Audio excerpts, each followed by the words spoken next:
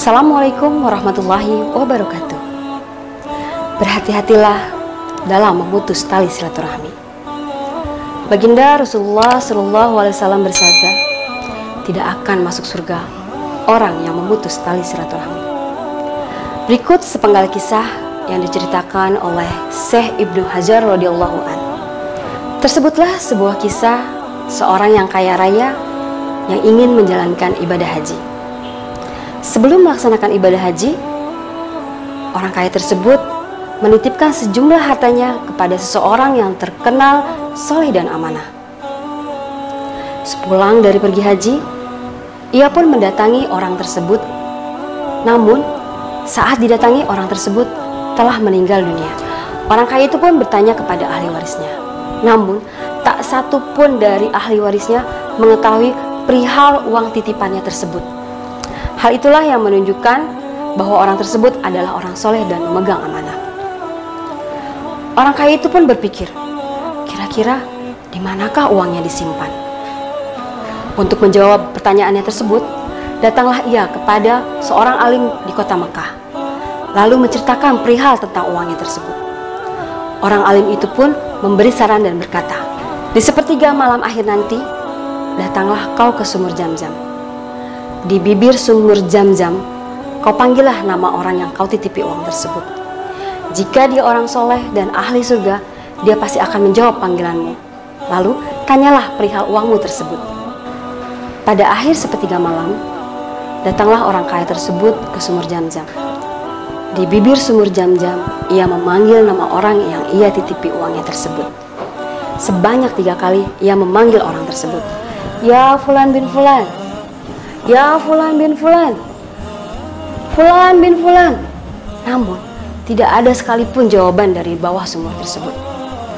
Orang kaya itu pun kembali mendatangi orang alim dan menceritakan kejadian yang dialami di sumur Zam-Zam. Orang alim itu pun kaget dan berkata, innalillahi wa inna ilaihi raji'un. Berarti orang tersebut itu bukan termasuk yang ahli surga. Bisa jadi dia adalah ahli neraka. Jika demikian, datanglah kau ke Yaman. Di sana terdapat sebuah sumur yang bernama Sumur Barhut. Sumur Barhut adalah sumur bibir neraka. Nanti di sana, kau panggillah orang tersebut sebanyak 3 kali di sepertiga malam. Orang kaya itu pun mengikuti sarannya dengan pergi ke Yaman. Lalu ia pun mendatangi Sumur Barhut. Di akhir sepertiga malam, lalu ia panggil nama orang yang ia titipi uangnya tersebut. Fulan bin Fulan. Baru sekali dipanggil, dari bawah sumur terdengar suara, "Naam, ya saya." Kagetlah orang tersebut. Lalu orang kaya itu pun bertanya, "Di manakah engkau simpan uangku?"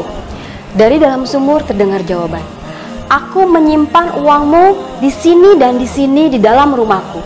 Datangilah anak-anakku, beritahulah tempat aku menyimpan hartamu. Pasti kau akan menemukan harta itu ada di sana." Orang kaya itu pun bertanya, "Mengapa kau berada di sumur Barhut ini? Mengapa kau termasuk sebagai golongan orang-orang yang ahli neraka?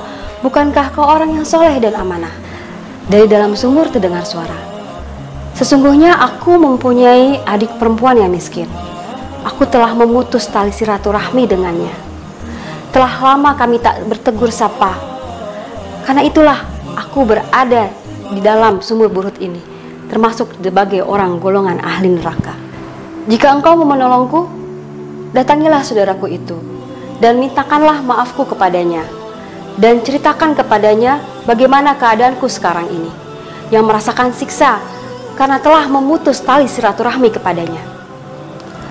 Orang kaya itu pun segera pergi ke rumah ahli waris orang tersebut, lalu menceritakan di mana ayahnya meletakkan harta titipannya. Dan ternyata memang benar, uang tersebut masih utuh. Setelah itu, kepada anak-anak orang tersebut, orang kaya itu pun menanyakan perihal bibi mereka. Setelah tahu alamatnya, ia pun pergi menemui saudara perempuan orang tersebut. Setelah bertemu, ia pun menceritakan apa yang dialami saudaranya setelah meninggal. Mendengar cerita orang kaya itu, perempuan itu pun menangis dan memaafkan saudaranya dan memohon ampun. dan mulai menyambung tali silaturahmi kepada anak-anak orang tersebut. Itulah sepenggal kisah yang bisa kita jadikan pelajaran agar kita senantiasa menjaga silaturahmi, terutama kepada kerabat dekat kita, kepada ibu kita, kepada ayah kita, kakak kita, adik kita, atau kerabat lainnya, juga termasuk tetangga kita, teman-teman kita. Ramadan tak terasa berjalan begitu cepat dan akan segera meninggalkan kita, berganti dengan hari raya kemenangan Fitri. Marilah sama-sama di momen Idul Fitri ini kita semakin menguatkan silaturahmi kita dengan saling memaafkan satu dengan yang lainnya. Wallahu a'lam bishawab. Mohon maaf lahir dan batin. Assalamualaikum warahmatullahi wabarakatuh.